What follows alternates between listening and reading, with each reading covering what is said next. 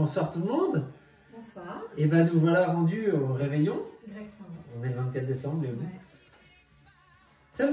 C'est le moment de vous révéler qui nous avons placé aux premières positions de notre classement, de nos jeux préférés.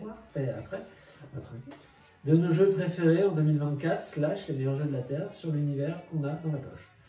Alors, je peux pas mieux le dire. Avant, toutefois, parce qu'on aime bien faire pleurer les gens, avant de vous révéler nos premières places, on va voir.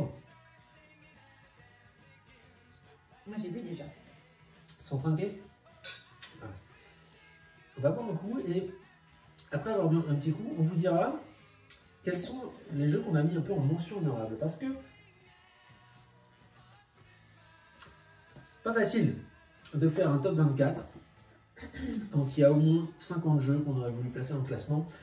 Et nécessairement, il y en a quelques-uns qu'on n'a pas pu intégrer à notre classement des 24 meilleurs jeux qu'on a dans la poche sur l'univers.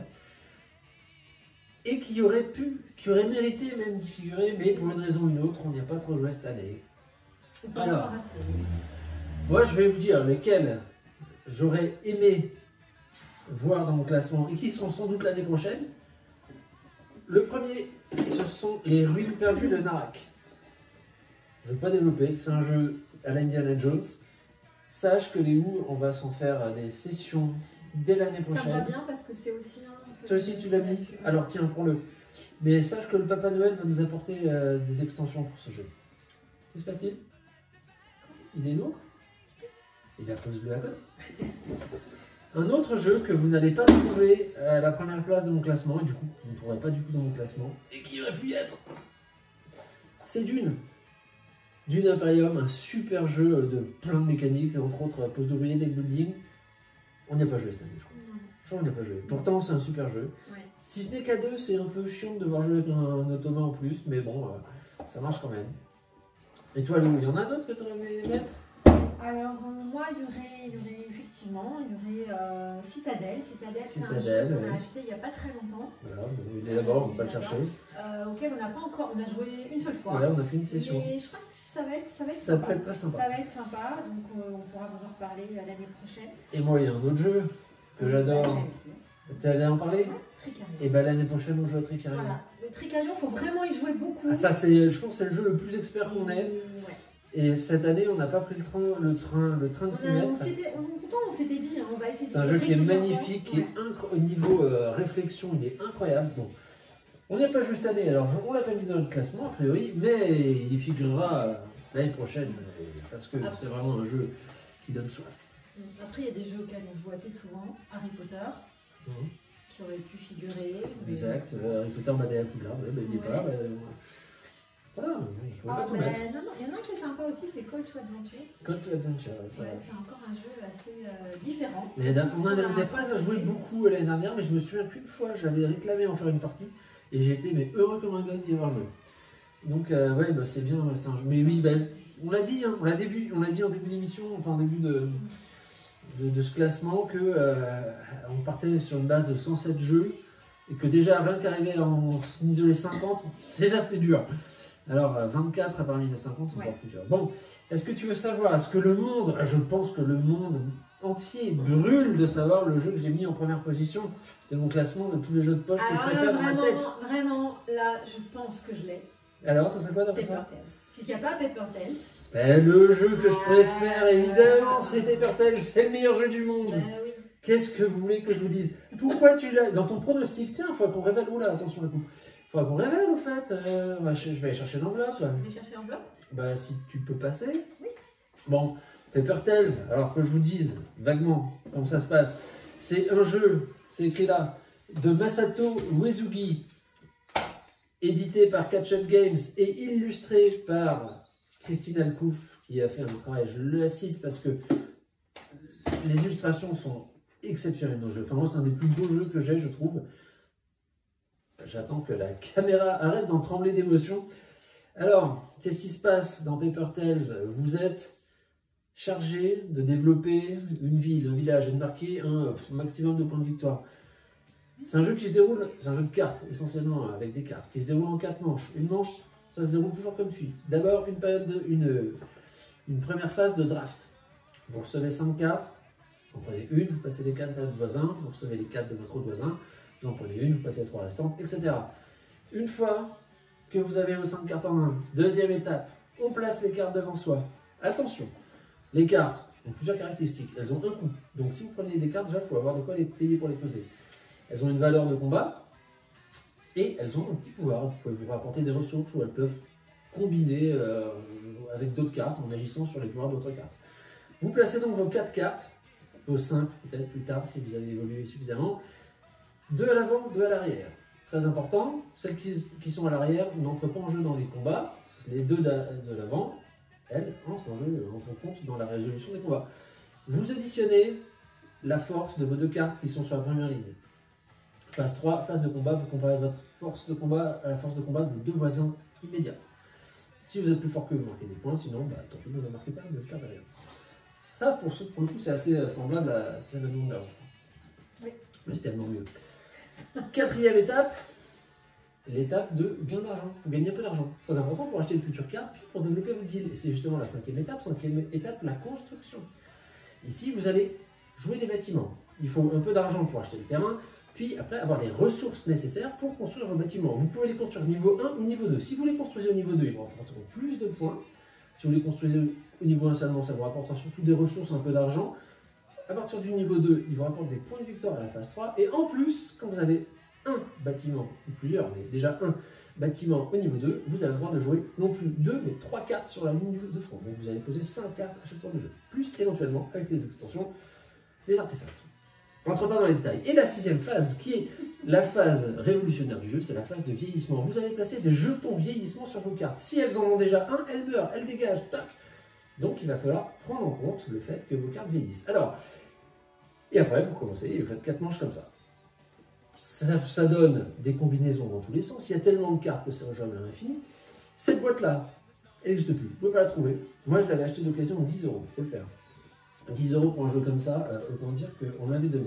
Mais il y a également 2 extensions qui viennent avec. La première, elle s'appelle Au-delà des portes. Je ne sais plus comment elle s'appelle, j'ai tout mis dans la boîte. Au-delà des portes, elle apporte un mode solo, très bien, plus quelques cartes supplémentaires. La deuxième extension s'appelle Ceux qui forgent les légendes, elle est là. Elle coûte 10 €. Celle-là, elle coûte à peu près 14 €. Et l'autre, elle apporte une mécanique nouvelle avec les artefacts et de nouvelles cartes de nouveaux personnages. Sachez que toutes ces extensions plus la boîte de base sont maintenant réunies dans une boîte qui s'appelle Paper Tales, l'intégrale, et qui est vendue pour à peu près 45 €. C'est un jeu que je ne saurais trop vous conseiller, puisque d'une part, les parties sont très rapides. Déjà, à mettre en place une partie de Paper Tales, c'est à peu près 3 minutes. Donc ça va super vite. La partie en elle-même, elle dure une demi-heure, 45 minutes. C'est rejouable à l'infini, il y a tellement de cartes, tellement de combinaisons possibles que vous n'en aurez jamais fait le tour. Vous pouvez jouer à un joueur. Le mode solo apporté par cette extension-là est très très bon. En plus, on peut faire 4 niveaux de difficulté différents. On peut jouer à 2 ça marche. Vous pouvez jouer à 3, c'est peut-être le meilleur mode à 3. Parce que vous avez 2 voisins, enfin tout le monde est le voisin de l'autre. Et donc c'est là où l'interaction et la stratégie se combinent le mieux, je pense. Et vous pouvez jouer à 4, et comme ça jusqu'à 7. On peut jouer à 7 joueurs, vous vous rendez compte. Et bah, c'est extra, c'est magnifique, on est dedans, on a envie de refaire des combos. Les cartes sont super, ça change à chaque fois. C'est le meilleur jeu du monde. C'est pour ça qu'il est un numéro 1 de mon top. Il ne pouvait pas en mettre un autre. Vous ne pouvez pas. Voilà, allez voir si vous voulez les vidéos que j'ai faites sur les parties solo. J'en ai fait 2, je ne pouvais pas en faire qu'une. J'en fasse une deuxième. Bon, et bien alors là, c'est bien beau, je parle, mais moi, depuis le temps que je voudrais savoir connaître le jeu préféré de Montléru. On l'est où? Il est où? Dis-nous. Dévoile-nous le jeu que tu as placé à la première place de ton classement. Depuis le temps qu'on brûle le savoir. Et ben moi, c'est un jeu qu'on a découvert cette année, auquel on a joué. On ne peut pas jouer à 2, donc il faut jouer. Il faut être assez nombreux pour y jouer. Et en fait, c'est After Us. Oh. Bon, je l'ai mis en 2, je crois, ou en 3. Et oui, c'est le cartographeur qui m'a tout fait décaler. Oui. Enfin, After Us. Alors dites donc. Alors là, j'aurais besoin de toi quand même. Ah non. On va en parler. Alors moi, j'aurais pu le mettre dans mon classement. Je ne l'ai pas mis comme cartographeur, parce que je savais que tu le mettrais. Et donc ça me faisait un joker en fait. Mais j'aurais pu. Il aurait pu être. Alors c'est un jeu chez Ketchup Games. Je peux faire une parenthèse? Ouais, même plus, vas-y. Bah, ton jeu préféré, il est chez Ketchup. Ouais. Mon jeu préféré, il est chez Ketchup. Ketchup, hein, pas Ketchup, Ketchup. Ouais. On dit ça comme ça. Bon, alors, After Us, mais qu'est-ce qui se passe dans After Us? C'est quoi comme type de jeu? C'est un jeu... De qui? Tout à fait. Florian Siriex. Voilà, Florian Siriex. Illustré par Vincent Dutray. Voilà, donc très bien illustré. Ah bah oui. C'est un jeu en fait qui peut se jouer jusqu'à 6 joueurs. Alors de 1 à 6 joueurs, il y a peut-être un mode solo. On n'a jamais essayé. Si, j'ai essayé moi. T'as essayé alors c'est pas très marrant en solo. D'accord, ok. Je crois que c'est un jeu où vraiment pour le coup c'est. Il faut être assez nombreux. Et c'est un jeu facile à appréhender parce qu'en fait on y a la première fois qu'on y a joué, enfin la deuxième fois qu'on y a joué, c'est avec des copains qui ne connaissaient pas les règles et en fait ils ont vraiment beaucoup. Non mais voilà, on a expliqué, ils ont beaucoup aimé tout de suite et ils ont dit on pourra pas rejouer. Est-ce qu'on pourrait pas rejouer la prochaine fois After Us? Donc c'est un jeu en fait, on est en 2080, les humains ont disparu de la Terre et c'est les singes qui sont devenus. Il était temps. Sont devenus les maîtres du monde et les c'est un grand mot. Hein. Oui. Ils survivent quoi. Ils survivent. Donc, ils survivent en fait, sur les ruines de notre civilisation. Voilà, on est chacun en fait un singe et on doit en trop bon, champagne. Augmenter en fait la taille de sa tribu. On va découvrir des objets qui vont nous permettre d'acquérir ou de remplir des missions. Et surtout, ce qui est intéressant, c'est que c'est un jeu où on met des cartes ça doit faire un cartouche. Et en fait, on a des cartes dans la main et en face, de la façon dont on combine les cartes, on va rapporter des ressources ou bien des points de renommée. Et donc, ça va permettre, ces ressources vont permettre d'acheter d'autres cartes, donc d'acheter d'autres singes. C'est un jeu de deck building. Un jeu de deck building. D'autres singes qui vont nous en donner, augmenter leurs capacités. Voilà.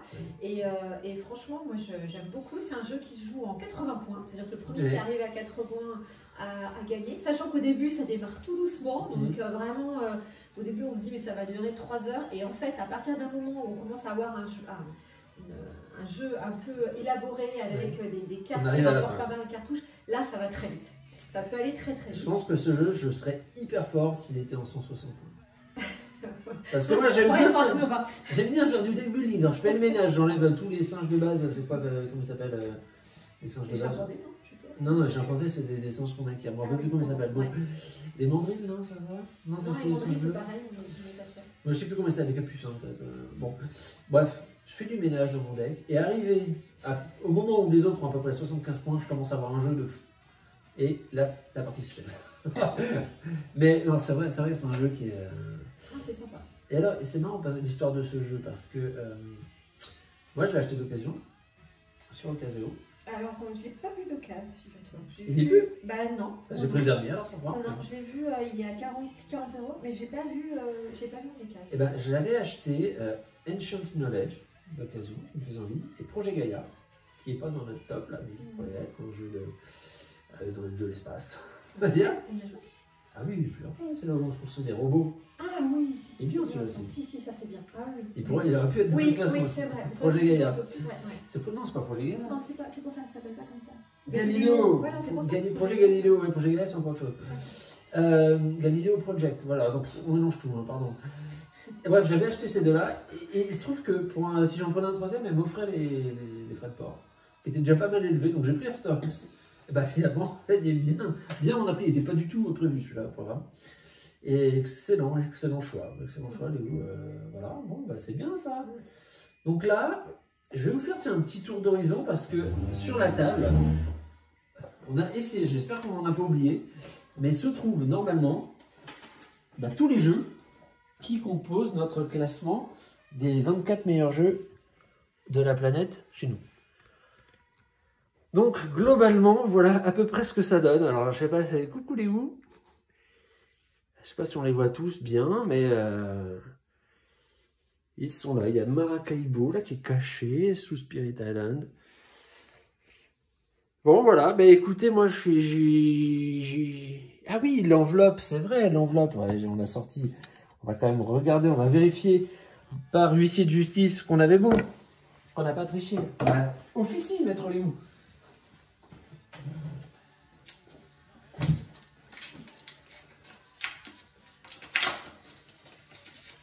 Alors, moi je vais prendre ton enveloppe. C'est la verte. Hein. Donc le top 3 de Léo, After Us, Ark Nova, Terraforming Mars. Le top 3 de Vincent, Paper Tales, le meilleur jeu du monde. Ella et les cas de la montagne, All Trail. Le pari de Léo sur moi, c'était All Trail, Paper Tales et Ark Nova. Il y a Ella qui t'a... Ah, Ella, ça m'a... ouais. Et alors c'est fou que t'aies pas mis Paper Tales en premier. Quand même. Ah, tu savais que c'est le jeu que je trouve le meilleur du monde. Eh ouais, je me disais qu'All Trail quand même... Ah, All Trail, j'ai beaucoup aimé. Ouais. Et toi, t'as Oui, le troisième. Cartographers. Ah, sa 22e place est totalement injustifiée et incohérente. Et After Us. Pas mal quand même. Ouais. Ouais. Non, mais ça va, on est... Bon, on se connaît un peu quand même. Ouais, ça va. Bon, cela dit, moi, il y a eu quelques surprises dans ton top. Et je pense que la plus grosse surprise pour moi... C'est Orlan? Non, ah bah non, Orlan, je savais que tu l'aimais. C'est Dinosaur Island, là. Dinosaur, moi, ça me fait un peu penser à Ark Nova. C'est pas exactement, mais... Ah oui, c'est... Si, mais je trouve que c'est rigolo. Oui, on crée un parc. Par contre, au niveau mécanique, c'est... Moi, je trouve ça vraiment rigolo. Bon. Et ben moi, ça m'a fait plaisir de faire ce top. J'espère que les 60 personnes qui l'ont regardé vont apprécier. Ouais, moi, ça fait plaisir. Voilà. Et cela dit, si vous êtes en couple d'amateurs de jeux, je vous, bon, pas forcément en mettant sur YouTube ou quoi, mais c'est un petit exercice qui est vraiment rigolo à faire. Déjà, soi-même, ouais, c'est vrai. De faire un classement. Et moi, d'ailleurs, ça appelle réflexion. C'est que comment ça se fait qu'il y ait des jeux comme Dune, comme Trickerion, tout ça qui ne soient même pas dans le classement. Vraiment, ça demande à réfléchir sur la constitution de notre ludothèque et le temps qu'on a à consacrer à chaque jeu. Est-ce qu'on arrive vraiment à profiter de tous les jeux qu'on a? La réponse est non. Donc ça pourrait faire l'objet d'un débat philosophique que nous animerons en 2025. Parce que là, pour l'instant, la philosophie, ça va être... C'est marée basse, Jocelyne. Allez, à bientôt et joyeux Noël à tous. Joyeux Noël. Salut. Au revoir. Take it away!